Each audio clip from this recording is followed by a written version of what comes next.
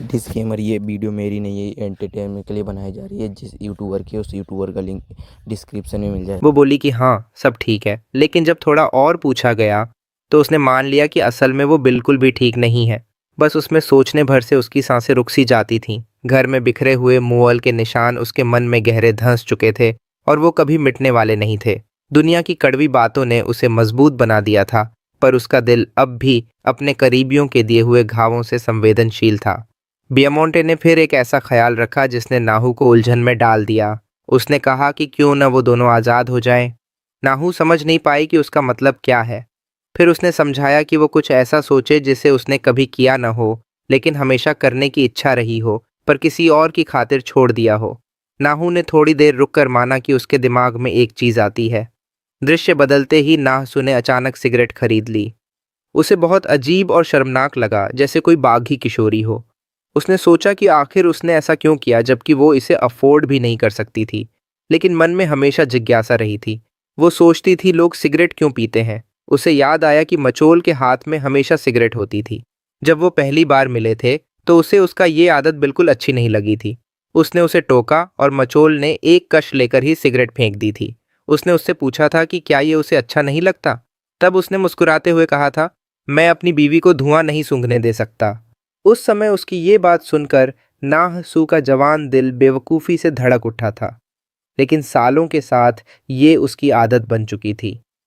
सर्द दिनों में वो देखती थी कि कैसे मोटा धुआं फैल जाता है और सोचती थी कि शायद इससे कोई ढांढस मिलता हो। क्या दुख भी ऐसे धुएं के साथ उड़ सकता है? अब वो एक स्मोकिंग एरिया खोज रही थी। उसे लग रहा था कि उसने पैसे बर्बाद कर दिए। सिगरेट महंगी थी और उसने तय किया कि बस एक बार पिएगी, वरना फेंकना भी बेकार है। लेकिन जलाना उसके लिए मुश्किल साबित हुआ। वो झुंझलाकर बड़बड़ाने लगी कि लाइटर क्यों काम नहीं कर रहा। तभी बोम ने उसके हाथ से सिगरेट लिया और कहा कि वो गलत कर रही है। दूसरी तरफ आरी के कमरे में आरी ने मछुल को समझाया कि वो उस घर कभी वापस न जाए और उसे भूल जाए। उसने कहा कि वो उसके बिना जी सकता है, पर मचुल ने माना कि किसी मासूम सी लड़की को फंसाना कितना आसान था। वो भोली थी, दुनिया की समझ नहीं रखती थी और सिर्फ कुछ समय के लिए उसका साथ अच्छा लगा। उसने सोचा कि अगर आरी नाहू जैसी दिखती तो क्या कहानी अलग होती, लेकिन उसने तुरंत ही इनकार भी कर दिया कि ऐसा कभी नहीं हो सकता।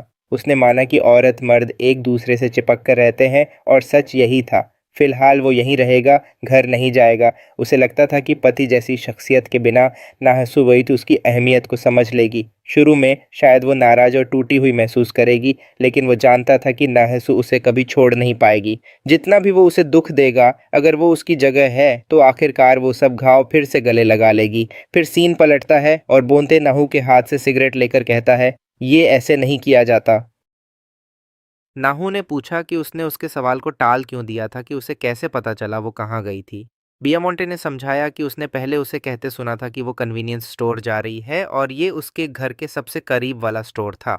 उसने लाइटर खोला और दिखाया कि कैसे करना है, फिर पूछा कि क्या वो दोबारा ट्राई करना चाहती है, वो उसके लिए जलाकर देगा। नाहू ने पोज लिया, लेकिन उसे अजीब लगा क्योंकि उसने कभी ऐसी स्मेल महसूस नहीं की थी। उसने पूछा कि क्या वो स्मोक करता है क्योंकि उसके पास लाइटर है। बाय ने कहा कि वो स्मोक नहीं करता। जब उसने पूछा कि फिर लाइटर कैसे है तो उसने बताया कि वो उसके दोस्त का है और ये सच है। नाहू ने कहा कि अगर कोई बड़ा इंसान सिर्फ बाकी बनने के लिए ऐसे काम करे तो कुछ गलत है, और ये भी कि लोग कहते हैं मर्दों को स्मोक करने वाली औरतें पसंद नहीं आती। बियामोंटे ने इनकार किया और कहा कि ये सच नहीं है, या थोड़ा सच हो सकता है। उसे ये दुखद लगा कि नाहू स्मोक करने की कोशिश कर रही थी जबकि उसे करना ही नहीं आता। उसके लिए फ़र्क नहीं पड़ता था कि वो स्मोक करे या ना करे। उसके लिए तो नाहू जैसी भी है ठीक है। यही असली मसला था। बाय ने कहा कि अगर इसका कारण वो इंसान है तो उसे ये अच्छा नहीं लगेगा। उसने कहा कि वो उसे सिखाएगा और कहा कि वो खुद उससे दोबारा पूछे। नाहू ने सिगरेट उठाई और बियामोंटे ने चुपचाप उसे जलाने की कोशिश की, पर काम नहीं हुआ। नाहू हंस पड़ी और बोली कि ये तो जल ही नहीं रहा। बियामोंटे भी हंस पड़ा। नाहू ने उसे मना किया हंसने से, पर वो फिर भी हंसता रहा। फिर बियामोंटे ने सिगरेट बाहर निकाली और कहा कि ध्यान से देखो, सिगरेट मुंह में रखो और जैसे ही आग हो सांस लो। उसने समझाया कि इनहेल करना पड़ेगा तभी आग पकड़ती है। उसने कहा कि यह मुश्किल नहीं है। नाहू उसे देखकर बोली कि उसे कभी स्मोक मत करना क्योंकि वो वैसा लग रहा था जैसे कोई डिलिंक्वेंट। बाय हंस दिया और कहा कि उसकी ये बात उसे उदास कर रही है। नाहू ने फिर कोशिश की। उसने सिगरेट मुंह में रखी, सांस अंदर खींचते हुए लाइटर लगाया और पफ लिया। लेकिन तुरंत ही उसको तेज खांसी आ गई और उसने पूछा कि लोग आखिर कैसे ऐसा करते हैं। बियामोंटे ने उसे रोका और कहा कि स्मोक मत करो, लेकिन नाहू ने कहा कि अब तो फेंकना वेस्ट होगा। बाय ने कहा कि उसका शरीर सिगरेट से कहीं ज़्यादा कीमती है और सिगरेट फेंक दी। उसने कहा कि ज़बरदस्ती अपने शरीर पर ऐसी हानिकारक चीज़ मत डालो और उसे भरोसा दिलाया कि छोड़ देना भी ठीक है। फिर उसने कहा कि कोई और चीज़ करते हैं, सिगरेट से कहीं बेहतर चीज़ें दुनिया में मौजूद हैं। वो नाहू के और पास आया तो नाहू को उसकी वो बातें याद आईं जब उसने कहा था कि उसे वो पसंद है और वो मजाक नहीं कर रहा। नाहू को लगा ये सब पागलपन है। उसे यकीन ही नहीं हो रहा था कि ये सब सोच भी रही है। उसने बियामोंटे से कहा कि अजीब बातें मत करो उस चेहरे के साथ, और पूछा कि क्या उसे लगता है कि वो अभी 19 साल की लड़की है जो किसी छोटे लड़के को देखकर दिल धड़काने लगेगी। बियामोंटे ने जवाब दिया कि काश वो 19 साल की होती ताकि कम से कम उसका दिल तो धड़कता उसके लिए। नाहू ने फिर कहा कि वो किसी 19 साल की लड़की से मिल ले, लेकिन बियामोंटे ने तुरंत इनकार कर दिया। नाहू ने मजाक में कहा चलो 20 साल की, तो बाय बोला कि उसे तो बड़ी उम्र की औरतें ही पसंद हैं। नाहू ने गहरी सांस ली। अचानक फोन की घंटी बजी। नाहू ने पूछा कि क्या ये हिजी है, वही लड़की जिसे उसने पहले देखा था। उसे लगा कि क्या वो सच में इतने करीब है, ये देखकर कि हर रात उसे कॉल आती है। लेकिन उसने नोटिस किया कि बियामोंटे ने कॉल काट दी। उसने पूछा कि क्या गलती से कॉल कट गई, पर बियामोंटे ने कहा कि नहीं, उसने जानबूझकर किया। वो नाहू के पास आया और बोला कि वो उस इंसान के साथ है जिसे वो पसंद करता है और इस वक्त कोई डिस्टर्ब नहीं करे। जैसे ही वो और करीब आया, नाहू को लगा कि उसके पास अब भागने की कोई जगह नहीं है। उसने बियामोंटे से पूछा, क्या सच में उसे उसके जैसी कोई पसंद आ सकती है, जो शादी कर चुकी है, जिसका पति है और जो लगभग माँ बनने ही वाली है। उसने उसे तसल्ली दी कि सब ठीक है, क्योंकि लोग अक्सर उसे भी गंदा कपड़ा, डर्टी रैग कहते रहते थे। नाहसू ने पूछा कि क्या वो सच में सीरियस है। इस पर बोंते ने पलटकर कहा कि उसे क्या लगता है। नाहू ने माना कि हाँ, वो थोड़ा प्रोमिस्कुअस तो लगता है। हल्का सा अनुचित जवाब देते हुए बियामोंटे ने कहा कि वो उतना मासूम है जितना वो सोच भी नहीं सकती। वो और करीब आ गया और कहा कि अगर उसे ऐसे ही आदमी पसंद हैं तो वो उसके सामने आएगा, चाहे पूरी तरह थक ही क्यों न जाए। दृश्य बदलकर एक रेस्तरां में चला गया जहां डोंग वुक और उसके दोस्त शराब पी रहे थे। एक दोस्त ने पूछा कि हिजी कहाँ गई, उसने थोड़ी देर पहले उसे बाहर जाते देखा था। दूसरे दोस्त ने कहा उसे अकेला छोड़ दो, लगता है वो तभी बाहर रहती है जब बाय नहीं होता। उन्होंने मजाक उड़ाते हुए कहा कि बड़ी मजेदार बात है, वो उसके पीछे इतनी पागलों जैसी भागी और आखिर में न उसे डेट कर पाई और ऊपर से उसने उसे ठुकरा भी दिया। एक लड़की ने कहा कि उसे तो हमेशा लगता था हिजी और बायुम ताई साथ होंगे, क्योंकि बायुम ताई हिजी के साथ हमेशा ज़्यादा अच्छा बर्ताव करता था। दूसरे दोस्त ने कहा कि हो सकता है बस इसलिए क्योंकि हिजी सुंदर थी और बायुम ताई उसे इम्प्रेस करने की कोशिश करता था। उन्होंने कहा कि वो खुद को बहुत हाई क्लास दिखाता है, लेकिन है असल में एक प्लेयर। किसी और ने बोला कि बुरे आदमी से भी बुरा वो होता है जो बार बार औरतों को घुमाता रहे। फिर उन्होंने माना कि बियामोंटे ने हिजी को मिले जुले इशारे, मिक्स्ड सिग्नल्स ज़्यादा दिए भी नहीं थे। वो हैंडसम था, ऊपर से अच्छा भी था, जिससे लड़कियां कंफ्यूज हो जाती। लग रहा था वो औरतों को हैंडल करना अच्छी तरह जानता है। एक और ने कहा कि मर्दों के बीच सबको पता था, बाया ने शायद बहुत सी लड़कियों के साथ छुपकर सोया होगा और यही वजह है कि वो रियल डील कहलाता है। डोंगवुक ने उनकी बातों पर गाली दी और कहा कि असल में वो लोग खुद गंदे रग्स हैं, बाय नहीं। बाकी दोस्तों ने भी उसे गाली दी और पूछा कि वो इतना गुस्से में क्यों है। डोंगवुक वहां से निकल गया बड़बड़ाते हुए कि जो बाय के सामने मुंह तक नहीं खोल पाते, वही पीछे से सबसे ज्यादा बोलते हैं। उसके दोस्त आपस में उसकी चाल पर बातें करने लगे और शक जताने लगे कि शायद वो नशे में है। इसी दौरान डोंगवुक बाहर हिजी से टकरा गया। उसने पूछा कि वो ठंड में बाहर क्या कर रही है और क्या अब भी वो वही मैसेज भेज रही है जिनका कोई रिप्लाई नहीं करता। हिजी ने कहा कि कोई फर्क नहीं पड़ता। डोंगवुक ने फिर भी उस पर तरस खाया और कहा कि उसे बुरा लगता है देखकर कि वो यूं इग्नोर हो रही है। हिजी ने पलटकर कहा कि उसे इग्नोर किया जाए या नहीं, इससे उसे क्या लेना। डोंगवुक ने उसे पुकारा और कहा कि उसे सब पता है, क्यों बाय उसके साथ हमेशा अच्छा बर्ताव करता था। उसने पूछा कि क्या ये उसकी प्राइड पर चोट नहीं करता कि वो ऐसे इंसान के पीछे पड़ी है जिससे उसकी परवाह ही नहीं। हिजी हैरान रह गई और बोली कि ये कैसी बकवास कर रहा है। डोंगवुक ने पलटकर कहा कि असल में मूर्ख तो वो है, क्योंकि वो हमेशा बाय के पीछे पागल बनी फिरती है और सबका मूड खराब करती है। उसने गुस्से में कहा कि उसे तो उस कमीने से पहली बार में ही नफरत हो गई थी। हालांकि बाय बड़ा था, उसने डोंगवुक से कहा था उसे दोस्त की तरह कंफर्टेबल ट्रीट कर, पर इसका मतलब ये नहीं कि वो करीब आना चाहता था। सच तो ये था कि उसे ऐसे लोगों की परवाह ही नहीं थी। कभी कभी वो अच्छा बनने का ड्रामा करता था, लेकिन उसकी आंखों में हमेशा कुछ अजीब सा था। डोंगवुक ने साफ कर दिया कि हिजी को भी गलतफहमी नहीं पालनी चाहिए। उसने कहा कि जब लड़कियां ब्यामोंटे को देखती थीं तो वो उन्हें ज्यादा समझदार और मैच्योर लगता था। उसमें एक अलग आभा थी, इसीलिए सारी लड़कियां उस पर फिदा होकर बेवकूफ बन जाती थीं। डोंगवुक ने सवाल किया कि क्या हिजी सच में मानती है कि ब्यामोंटे अलग है, और याद दिलाया कि आखिरकार सभी मर्द एक जैसे होते हैं। क्या उसने सच में यकीन किया कि बियामोंटे बेपरवाह था, उसे याद दिलाते हुए कि सारे आदमी एक जैसे होते हैं? उसने उसे चुनौती दी, पूछा कि क्या उसे लगता है कि सिर्फ इसलिए कि बियामोंटे उससे कुछ साल बड़ा है, वो उससे अलग है? हीजी ने उसे छेड़ा, पूछा कि क्या उसकी बातें खत्म हो गई हैं, और फिर उसे दयनीय कहा। डोंगवुक ने आंखें सिकोड़ते हुए पूछा कि क्या उसने उसे अभी दयनीय कहा। हीजी ने साफ साफ कहा हाँ, और ये भी कहा कि वह बेवकूफ़ है, हित है। जवाब में डोंगवुक ने उसे झोर से पकड़ लिया और आरोप लगाया कि वो बेनाम के उस घटिया इंसान की खुशामद करती है। उसने कहा कि उसे सब पता है, यहाँ तक कि असली वजह भी, कि बे उसके साथ अच्छा क्यों बर्ताव करता है। उसने पूछा कि क्या उसका छोटा भाई बीमार है, जो उसके स्कूल भी नहीं जाता। उसने इशारा किया कि जब भी उसके पास खाली वक्त होता है, वो हमेशा अपने भाई का ध्यान रखती है, बजाय इसके कि अपने माता पिता पर छोड़ दे, जो बिल चुकाने के लिए मेहनत करते हैं। डोंगवुक ने कहा कि बोंटे उसके साथ अच्छा इसलिए नहीं है क्योंकि वो उसकी परवाह करता है, बल्कि इसलिए कि वो उसके छोटे भाई से जुड़ी हुई है, क्योंकि वो खुद बीमार था और सालों तक स्कूल नहीं जा पाया। इससे पहले कि डोंगवुक और कुछ कहता, हिजी ने उसे जोर से थप्पड़ मार दिया। उसे चुनौती दी कि दोबारा वैसी बातें न करे। उसने उसे हरामी कहा। डोंगवुक गुस्से से उसका हाथ उठाकर थप्पड़ मारने ही वाला था, मगर बीच में ही रुक गया। हंसी उड़ाते हुए बोला कि इसकी कोई कीमत नहीं है, क्योंकि उस जैसी पर हाथ उठाने से कुछ नहीं बदल जाएगा। सिगरेट जलाकर उसने धुआं छोड़ा और कहा कि अगर उसने कभी फिर से उसकी परवाह की तो वो बेवकूफ होगा। तभी उसे पीछे से किसी की मौजूदगी का एहसास हुआ। एक साया आया और बे उसके पास खड़ा हो गया। उसने पूछा कि क्या वो सड़क पर सिगरेट पी रहा है, कहते हुए कि वो गुंडे जैसा लग रहा है। उसने जवाब का इंतजार किया, लेकिन डोंगवुक चुप रहा। फिर बेम ने कहा कि यहाँ कोई एस्ट्रे नहीं है, अगर नहीं है तो सिगरेट बुझा देनी चाहिए। बिना हिचकिचाहट बयोंटे ने सिगरेट उसके हाथ से ली और उसकी हथेली पर दबा दी, जिससे वो दर्द से चिल्ला उठा।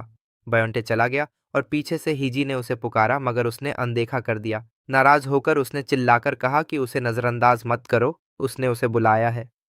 बयोंग ने पलटकर पूछा कि उसे क्या चाहिए। तभी हिजी ने अचानक उससे पूछा कि क्या उसकी कोई गर्लफ्रेंड है। बिना हिचकिचाए बयोंग ने कहा हाँ, और ये भी कि उसे सच में कोई पसंद है। फिर उसने उससे कहा कि अब से वो उससे संपर्क ना करे। बाद में जब ब्यामोंटे ने अपना फ़ोन देखा तो उसे ना सू का मैसेज मिला। उसमें लिखा था कि उसने कहा था कि वो सिगरेट नहीं पीता, और उसने उसे दोबारा न पीने को कहा। मैसेज पढ़कर वो मुस्कुराया और जवाब दिया कि वो कभी भी जिंदगी में सिगरेट नहीं पिएगा। अगले दिन फूलों की दुकान पर हुजांग ने जिज्ञासा से नहासू से सवाल किया। जब नहासू ने पूछा कि क्या बात है, तो हुआ जोंग झिझकते हुए बोली कि वो काफी समय से कुछ पूछना चाहती थी। उसने नहासू और उस रोज वाले लड़के के रिश्ते के बारे में सोचा, कहते हुए कि जब नहासू बीमार थी तो वो उसकी शिफ्ट में आया था, और अब हमेशा उसके काम खत्म होने के बाद उसे लेने आता है। हुजांग ने कहा कि जो लोग बस जान पहचान के होते हैं, वो इतना आगे नहीं बढ़ते। फिर उसने अंदाजा लगाया कि शायद वो सच में उसे पसंद करता है। नहायू ने हंसते हुए कहा कि ऐसा कोई चांस नहीं है कि वो उसे पसंद करता है, मगर हुआ जोंग ने उसकी प्रतिक्रिया देखी और मुस्कुराई, कहते हुए कि ये तो मजाक ही है। उसके लिए कोई मतलब नहीं बनता था कि रोज वाले लड़के जैसा इंसान सच में उसे पसंद करे। उसे याद आया कि उसने पहले उनकी उम्र के फर्क का जिक्र किया था, और कैसे उसने कहा था कि वो अपनी उम्र के हिसाब से सुंदर है, और उसने उन बातों को बस मजाक में कही हुई बातें समझ लिया था। उसने सोचा कि जब उसके पास और बहुत से लोग हैं, तो वो नाहसू के आसपास क्यों घूमता है। हुजोंग ने कहा कि शायद उनके बीच कोई छुपी हुई कहानी है, जैसे ड्रामा में होती है। शायद कभी नाहू ने उसकी जान बचाई हो। वो इस बात पर हंस पड़ी, कहती हुई कि अब जमाना बदल गया है और पहली नज़र का प्यार बस उन्हीं के बीच होता है जो एक ही लेवल पर हों। उसने दोहराया कि ऐसे इंसान का बिना वजह किसी आंटी को पसंद करना बेकार है। नाहू हुजोंग की बातों पर सोचने लगी। आंटी वाला कड़वा शब्द उसके दिमाग में अटक गया और उसे झिझक होने लगी। तभी दुकान के मालिक ने उसे आवाज़ दी और बाहर किसी की तरफ इशारा किया। मालिक ने बताया कि वो कोई उसका जानकार लगता है। नाहू ने जब बाहर देखा तो कुछ पल के लिए चौंक गई। उसे ऐसा लगा जैसे कोई पिल्ला अपने मालिक को देख ले। मालिक ने नाहसू से कहा कि जाकर उससे बात करे, मगर नाहू झिझक गई, बोली कि वो काम कर रही है। मालिक ने उसे भरोसा दिलाया कि वो हमेशा दूसरों का ध्यान रखती है, तो इस बार वो उसका ध्यान रखेगी और उसे ब्रेक देगी। उसने नाहू से कहा कि जल्दी जाकर मिल ले। बाहर कदम रखते ही नाहू का स्वागत बायम टी ने किया, जिसने उसे आंटी कहकर पुकारा। उसने पूछा कि वो क्यों आया है, जिस पर उसने हंसकर कहा कि वो बस यूं ही गुजर रहा था और उसे देखना चाहता था। जिज्ञासा से नाहू ने पूछा कि क्या वो काम कर रहा था और क्या उसे भूख लगी है। बे ने मना किया कि उसे भूख नहीं है, क्योंकि उसने पहले ही खा लिया था, मगर ये भी कहा कि जब तक वो वापस जाएगा तब तक शायद फिर भूख लग जाएगी। नाहू ने कहा कि वो रुके और जल्दी से कुछ टॉफियां ले आई। उसे देते हुए उसने कहा कि इन्हें रख ले और बाद में खा लेना। बे ने देखा और पूछा कि क्या ये कैंडी है। नाहसू ने कहा कि इसमें कुछ खास नहीं है, लेकिन जब भी उसे मुश्किल होती है तो ये उसकी मदद करती है। फिर उसने देखा कि वो दस्ताने पहने हैं और उसे कहा कि उन्हें मत उतारो, वो खुद ही उसे खिलाएगी। जैसे ही उसने उसे खिलाया, नाहसू को हुजोंग की बातें याद आईं। उसने सोचा कि प्यार में दोनों का एक ही स्तर पर होना ज़रूरी है। उसने महसूस किया कि बे का दिल बेहद दयालु और हमेशा गर्मजोशी से भरा हुआ है। उसने सोचा कि क्या उसकी भावनाएं सच में रोमांटिक हैं या फिर बस जिज्ञासा, शायद हमदर्दी। उसकी दयालु आंखों में चिंता देखकर उसने सोचा कि शायद वो सिर्फ उसके लिए चिंतित है। तभी बियॉन्से ने उसके उंगली को हल्के से चाटा, जिससे उसकी सोच टूटी। नासू की आंखों में देखकर बियॉन्से समझ गया कि वो फिर से ज्यादा सोच रही है। सीन बदलता है और नासू सोई हुई है। उसके दिमाग में मिचेल और ऑडी का डरावना दृश्य आता है। पीछे से कोई उसके गाल को छूता है, जैसे उसके आंसू पहुंच रहा हो।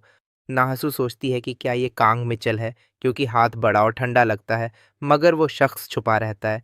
उसका हाथ उसकी आंखों पर रख देता है, फिर हाथ को उसके स्वेटर पर ले जाता है, जिससे नाहसू को गर्मी महसूस होती है और वो हाँफने लगती है जब वो उसके कान और गर्दन पर काटता है और निशान छोड़ता है। नाहू उससे रुकने की गुहार लगाती है, सोचती है कि वो कैसे ऐसी हालत में आ गई। वो मना करती है, हाँफते हुए बुदबुदाती है, जब उसकी नज़र उस आदमी के हाथ पर बने टैटू पर जाती है। ध्यान से देखने पर उसे दिखता है कि बियामोंटे उसके साथ लेटा है, उसे घूर रहा है।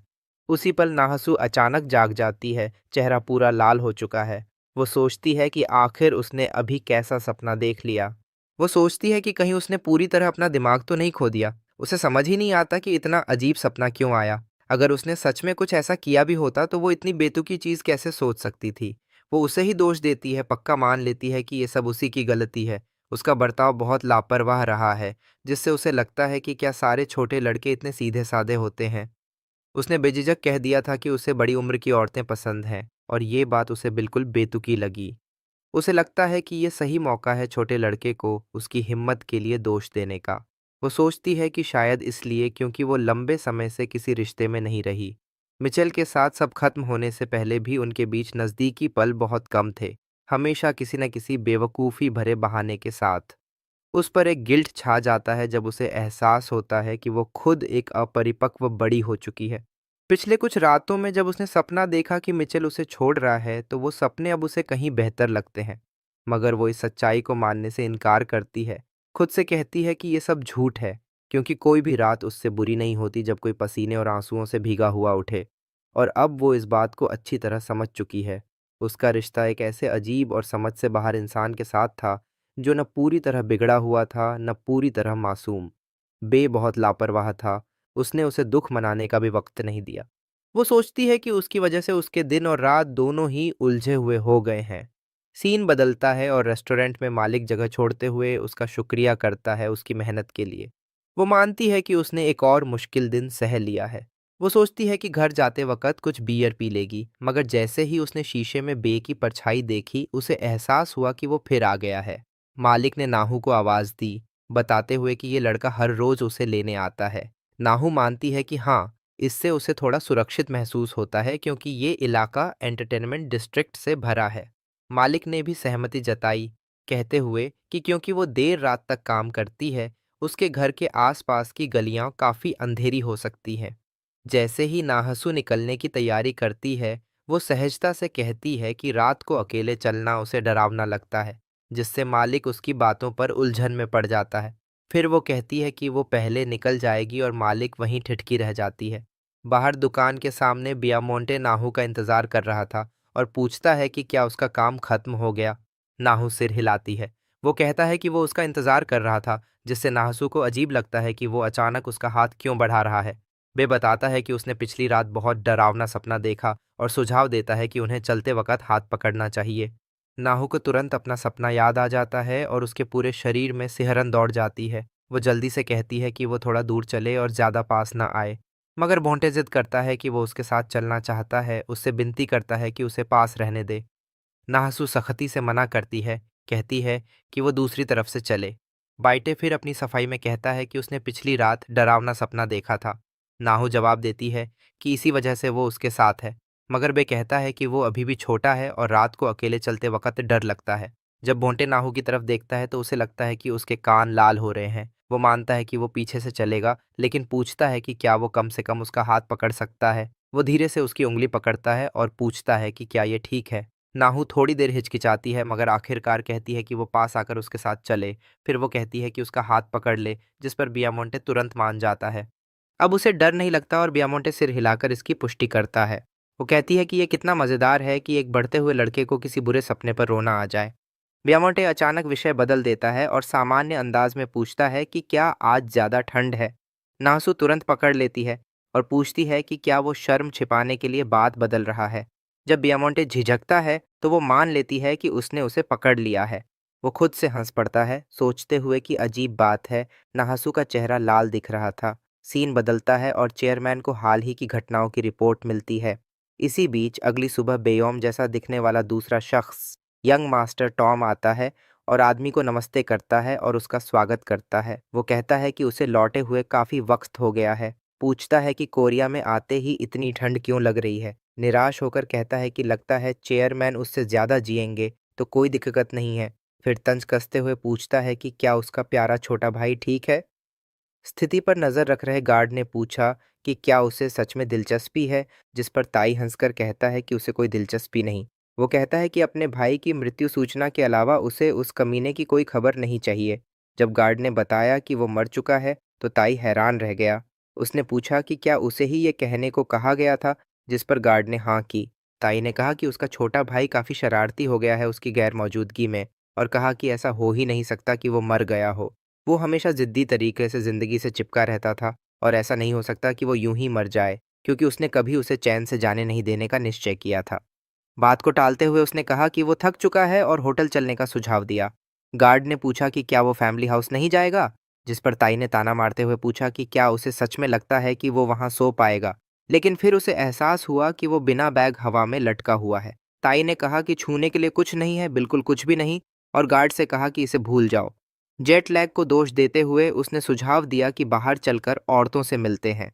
गार्ड ने पूछा कि क्या वो उसे भी शामिल कर रहा है, जिस पर ताई ने हाँ कहा और कहा कि उसे जगह दिखाए। सीन फिर बदलता है और बियामोंटे के घर पर आता है। बियामोंटे एक डरावने माहौल का सपना देख रहा था, एक लाल पृष्ठभूमि आईने के सामने, और वो घायल दिख रहा था। एक घड़ी लटक रही थी जो अशुभ ढंग से टिक टिक कर रही थी। जैसे ही वो जागा उसने सपने को झटक दिया, लेकिन जल्दी ही उसे घर के दूसरे कमरे से आवाज़ महसूस हुई। जे को अलग अलग चीज़ें देखते हुए पाया गया। उसने देखा कि वहाँ एक बुझी हुई सिगरेट, एक सस्ता लाइटर और एक खाली बैंडेज का डिब्बा पड़ा था। ये सब बहुत साधारण और मामूली चीज़ें थीं। फिर भी उस जगह पर उन्होंने बिल्कुल अलग, लगभग अजनबी सी अनुभूति दी। उसे लगा कि शायद उसकी प्रवृत्ति कह रही है कि उस औरत से कोई गंभीर गलती हो गई है। मगर जैसे ही उसने सिर घुमाया, उसने बेया को घूरते हुए पाया। बाओमेट ने उसका स्वागत किया, जिस पर जे ने पूछा कि क्या वो ठीक महसूस कर रहा है, और बियोमोंटे ने हाँ कहा। बाओमेट ने कहा कि उसे घर पर देखकर अच्छा लगा, जबकि जे मन ही मन खुद को कोस रहा था, सोचते हुए कि उसे सोना चाहिए था। जे ने फिर पूछा कि बायम को कैसे पता चला कि वो वहाँ है, क्योंकि वो बिना ध्यान दिए रहने में काफ़ी माहिर था, लगभग जैसे। जे ने कहा जैसे भूत।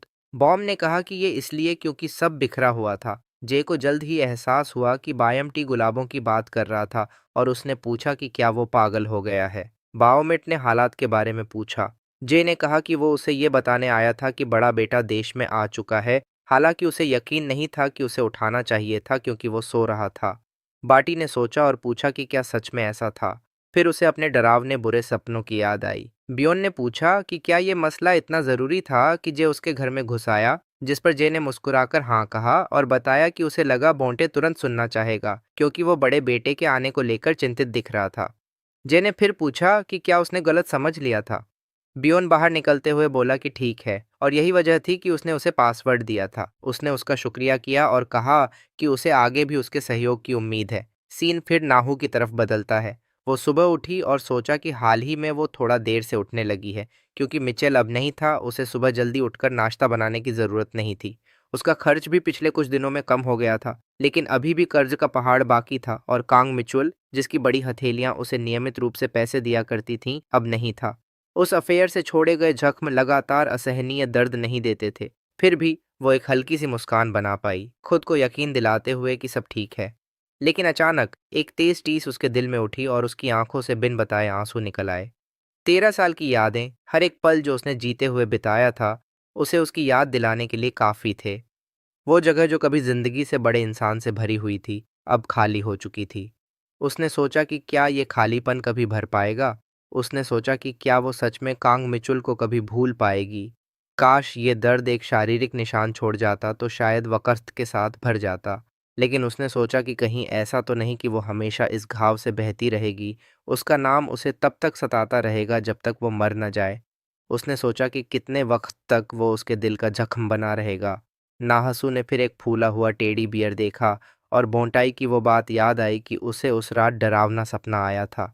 उसने सोचा कि हाल ही में उसने अपना खर्च कम कर दिया है।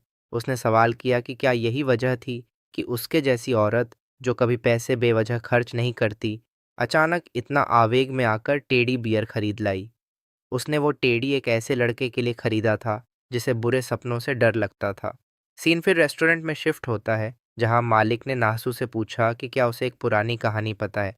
मालिक ने पूछा कि क्या उसे मालूम है कि अगर किसी गुड़िया पर, जिसके साथ बच्चे सोते हैं, दिल कढ़ाई कर दिया जाए तो माना जाता है कि उसमें रूह आ जाती है और वो बच्चों की नींद में रक्षा करती है। नासू ने पूछा कि क्या ये सच है, जिस पर मालिक ने हाँ कहा, बताते हुए कि ये बस अंधविश्वास है, लेकिन उसकी एक दोस्त ने हाल ही में बच्चा पैदा किया था और वो उसे गिफ्ट देना चाहती थी। नाहू ने सोचा कि उसने पहले भी ऐसे किस्से सुने हैं, लेकिन फिर भी उसे लगा कि बियाम को टेडी बियर देना बहुत बचकाना होगा। आखिरकार वो उसके लिए बहुत बड़ा था। लेकिन अपनी शंकाओं के बावजूद उसने खुद को ये सोचते पाया कि शायद बियोम सोते वक्त टेडी बियर निकाल कर उसे खेलते हुए पकड़ ले। उसने सोचा कि शायद ये एक अच्छा तोहफा हो सकता है।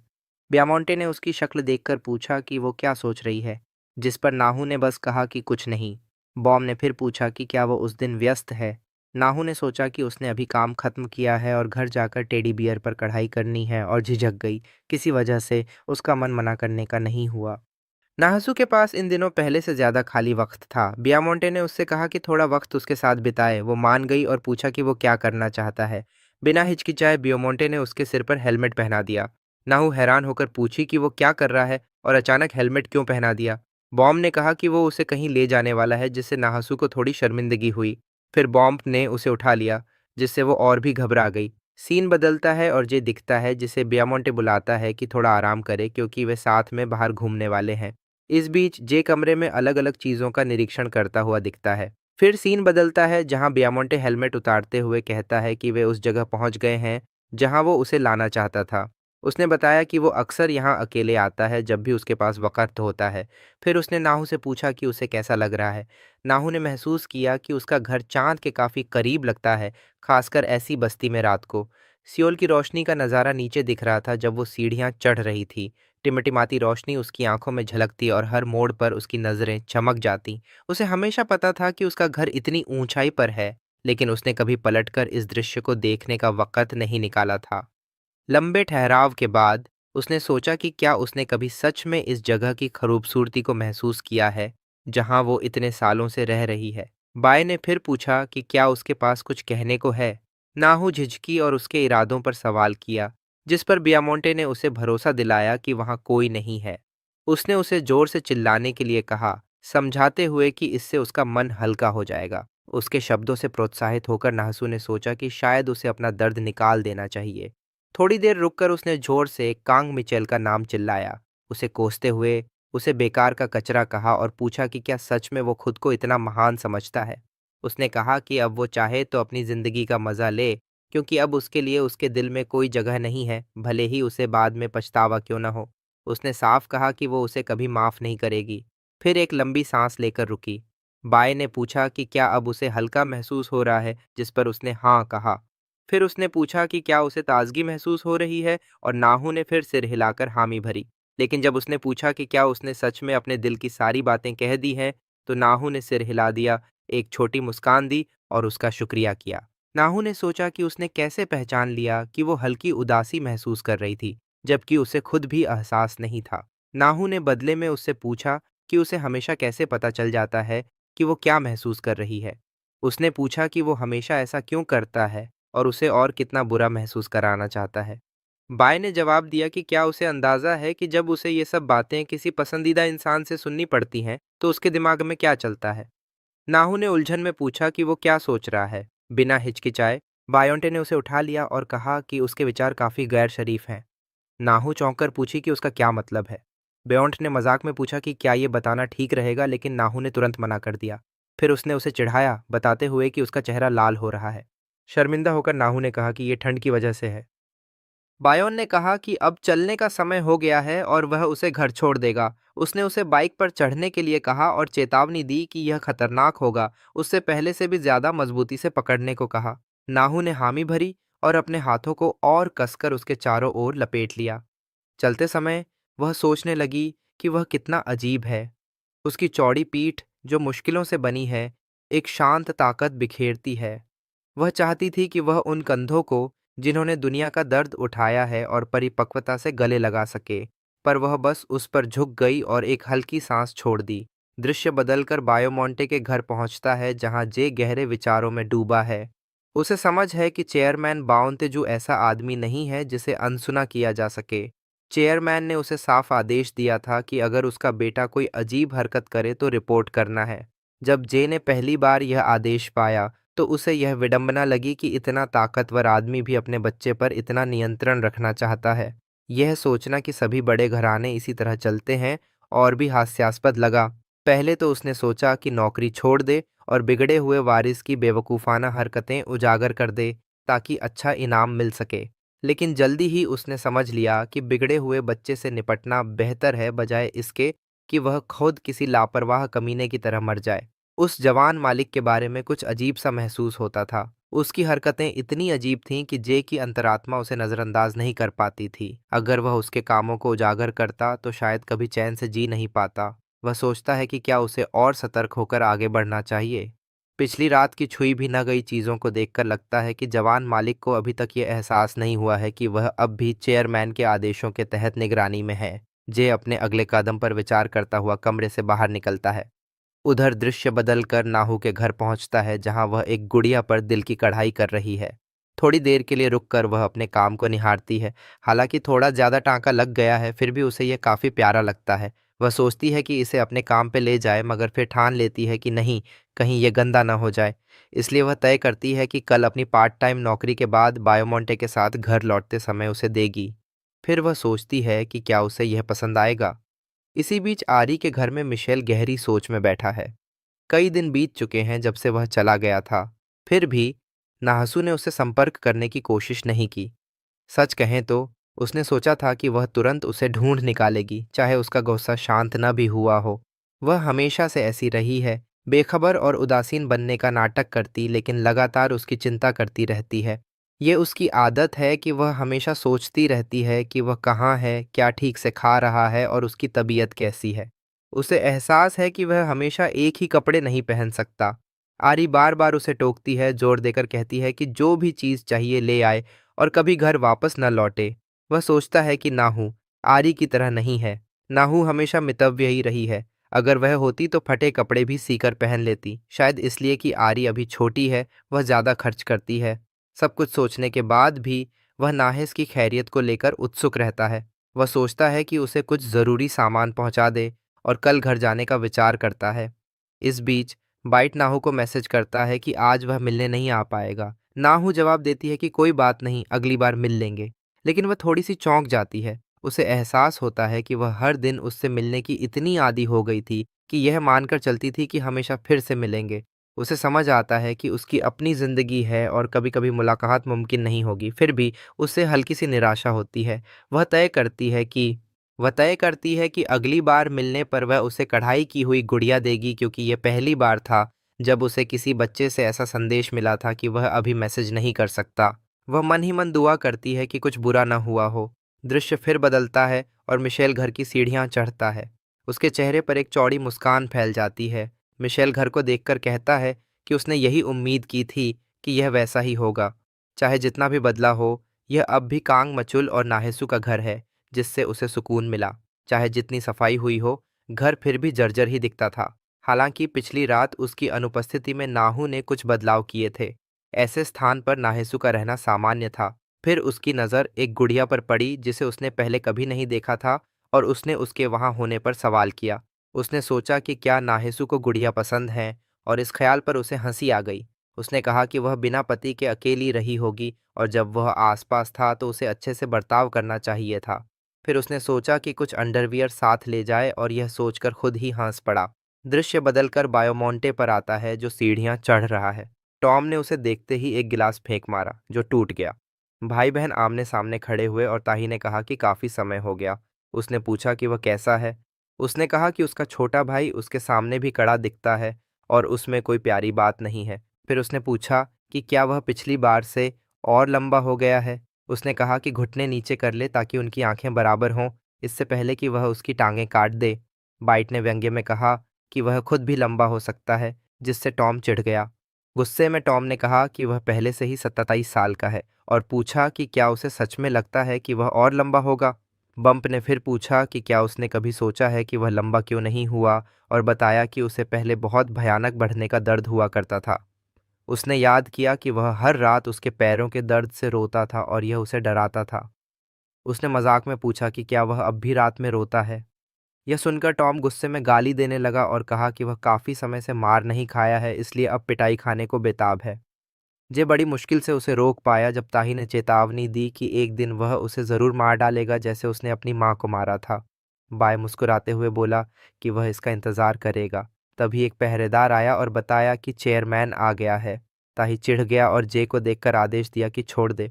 उसने फिर पूछा कि क्या जे को पता है कि जिस चीज को उसने अभी छुआ है वह कितनी कीमती है। उसने चेतावनी दी कि वह उसका चेहरा याद रखेगा, और उसे घर जाते समय सावधान रहने की सलाह दी। बाय ने जे के कंधे पर हाथ रखकर कहा कि हालात बुरे हैं, क्योंकि उसका भाई वाकई डरावना है। जे ने फिर पूछा कि क्या बाय उसकी रक्षा करेगा, जिस पर बामटी ने कहा कि चूंकि उसे बचाने के लिए ही रखा गया है, इसलिए उसके बदले में सुरक्षा देना उसकी जिम्मेदारी नहीं है। खाने की मेज पर चेयरमैन ने ताही को बुलाया और मेलिसा के बारे में पूछा। ताही हैरान हो गया और पूछा कि चेयरमैन को उस औरत का नाम कैसे पता जो दुनिया के दूसरे कोने में है।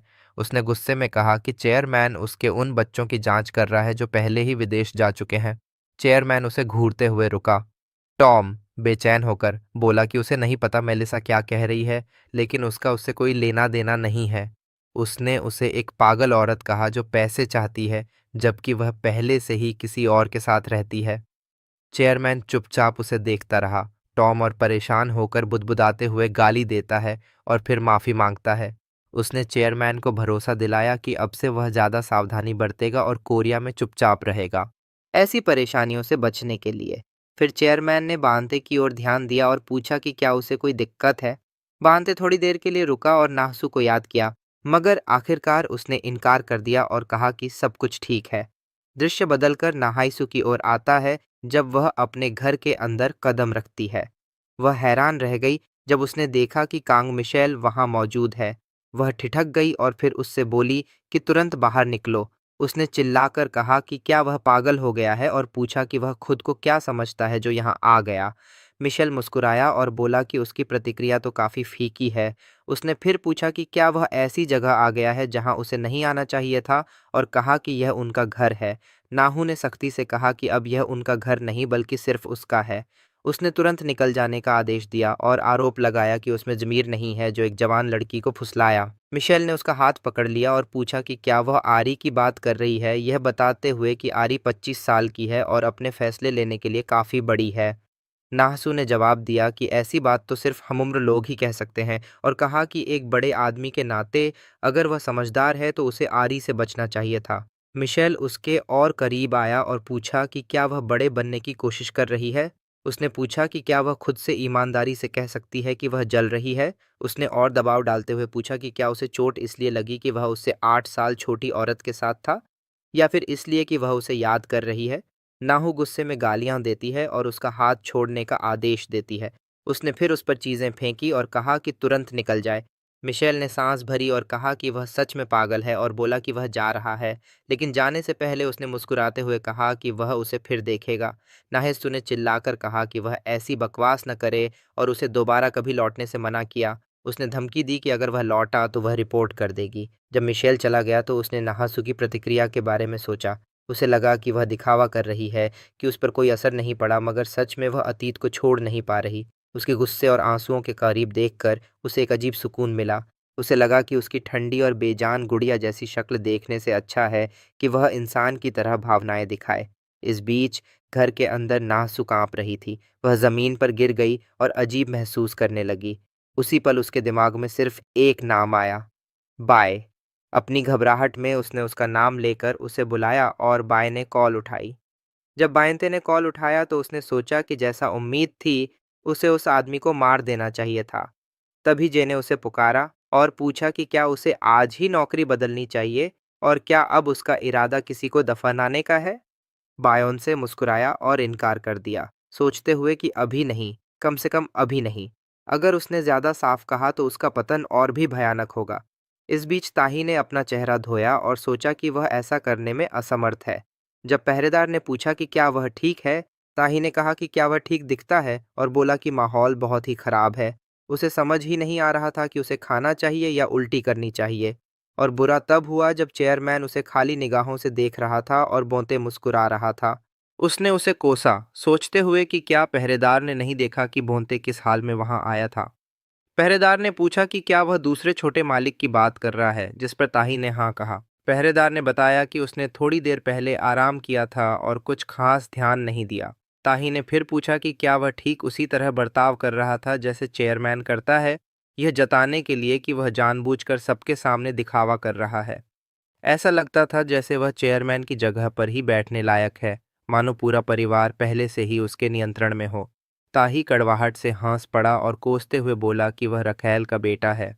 दृश्य बदलकर नाहू की ओर आता है, जो सड़क किनारे खड़ी थी जब बामटी आया और माफी मांगते हुए बोला कि उसने जितनी जल्दी हो सकता था आने की कोशिश की। उसने पूछा कि क्या उसने ज्यादा इंतजार किया, जिस पर नाहू ने हाँ कहा, लेकिन उसने सोचा था कि उसने कहा था कि उसके पास कोई जरूरी काम है। नाहू ने माफी मांगी कि उसने अचानक बुला लिया अगर वह व्यस्त था, मगर बाय ने इनकार किया और कहा कि यह ठीक है और उसे पहले संपर्क करने के लिए धन्यवाद दिया। उसने फिर खुद से सवाल किया कि उसकी कांपती हुई आवाज से वह नाराज हुआ था या उसे चोट पहुंची थी। यह थोड़ा मुश्किल था समझना। उसने सोचा कि क्या यह सिर्फ दर्द था जो उसने महसूस किया, या फिर यह जानकर कि वह उसे ढूंढ रही थी उसे अजीब सी तसल्ली मिली। नाहू ने कहा कि जैसा वह जानता है उसके पास सच में न दोस्त हैं, न परिवार और अब न ही पति। यह सुनकर बाय हंस पड़ा। नाहेसू ने फिर कहा कि बस आज के लिए उसका दोस्त बन जाए और जोड़कर बोली कि शायद उसके जैसी आंटी के साथ खेलना उसके लिए मजेदार नहीं होगा। बोंते ने पूछा कि क्या उसे बदले में कुछ नहीं मिलेगा, जिस पर नाहेसू ने पूछा कि क्या कोई चीज है जो वह चाहता है। बाइट थोड़ी देर रुका, उसका चेहरा उम्मीद से चमकता हुआ जैसे वह तारीफ और अपनापन चाहता हो। नाहू ने फिर कुछ निकाला और उसे पकड़ा दिया, कहते हुए कि अभी उसके पास बस इतना ही है। उसने माफी मांगी कि उसने उसका समय लिया और कहा कि इसमें कुछ पैसे हैं, वह अपने लिए कोई स्नैक खरीद ले। मोते ने सोचा कि उसे सच में समझ नहीं आ रहा था कि वह हंसे या रोए। उसने फिर पूछा कि क्या वह अकेले ही जा रही है और क्या उसका इरादा उसे खरीदकर फिर फेंक देने का है। नाहू उलझन में पूछती है कि वह क्या कह रहा है, जिस पर बियोने ने जवाब दिया कि उसने अभी अभी उसे खरीदा है। उसकी बात सुनकर नाहेसू चौंकते हुए चिल्लाई तो बोंते हंस पड़ा और बोला कि अब वह उसे फेंक नहीं सकती क्योंकि उसे उसके हाथों 2000 क्रा में बेच दिया गया है। दृश्य बदलकर 10वें घर की ओर आता है, जहां रेस्टोरेंट की मालकिन बायोमोंटे को देखकर हैरान हो गई। उसने कहा कि उसे तो लगा जैसे कोई सेलिब्रिटी अंदर आया है। उसकी शक्ल देखकर लगभग आंखें चौंधिया गईं। फिर मालिकन ने कहा कि पहली नज़र में दोनों भाई बहन बिल्कुल नहीं लगते और पूछा कि क्या शायद वे कपल हैं। नाहू ने हुआ जांग का चेहरा याद करते ही तुरंत इनकार कर दिया और कहा कि ऐसा बिल्कुल नहीं है, वे सिर्फ जान पहचान वाले हैं। बाय ने उसकी बात की पुष्टि करते हुए कहा कि वे कपल नहीं हैं, लेकिन वह उससे गहराई से मोहब्बत करता है, इसलिए वह उसका पीछा कर रहा है और उसे नूना कहकर बुलाता है। मालिकन को यह सुनकर मजा आया। नाहू उसकी बातों पर लाल हो गई। जब वे दोनों मेज पर बैठकर खाना चुगने लगे, उसने फिर शराब निकाली और याद किया कि मच्छू अक्सर जिंदगी असहनीय हो जाने पर बिना स्नैक्स के सिर्फ सोजू पिया करता था। 13 साल मानो दोनों के लिए एक उम्र भर की मुश्किलों जैसे गुजरे थे, लेकिन ऐसे पलों में भी वह अब भी उसके बारे में सोचती रही। बायोमोंटे ने पूछा कि पिछली बार क्यों यह हुआ था। सिगरेट और अब आज शराब। उसे याद आया कि तब नाहिसु लगभग रोने ही वाली थी, लेकिन आज उसकी आंखों में बस गुस्सा था, शुद्ध गुस्सा। और जब वह श्मशान गृह तक देखता गया तो बायोमोंटे की पुरानी दुश्मनियों का ख्याल उसके मन में कौंध गया। शुद्ध गुस्सा।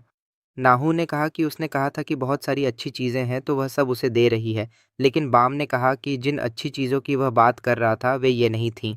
नाहसू ने फिर पूछा कि उसका मतलब क्या है, जिस पर बाम रुका और बोला कि अगर वह पूछती रही तो शायद वह बता ही दे, और थोड़ा और पास झुक गया। नाहू ने माना कि जब वह उसे देखती है तो उसे पुराने दिनों का मचुल याद आ जाता है। बी ने पूछा कि क्या यह एक अपमान है, जिस पर नाहेसू हंस पड़ी। उसने कहा कि अब तो शायद यह अपमान है, लेकिन उस समय ऐसा नहीं था। उनके भी अपने चमकदार पल थे, अपने सुनहरे दिन थे। दृश्य अतीत की ओर बदलता है। जहां मछुल ने नाहेसू को नमस्ते कहा। नाहेसू ने सवाल किया, जिस पर मछुल ने पूछा कि क्या वह उसे नहीं जानती। उसने अपना नाम कांग मिंचू बताया और कहा कि वह पास ही रहता है और उसे पता होना चाहिए। नाहेसू ने पूछा कि उसे उसके बारे में कैसे पता, जिस पर उसने जवाब दिया कि हर चीज़ जानने का एक तरीका होता है। उसने कहा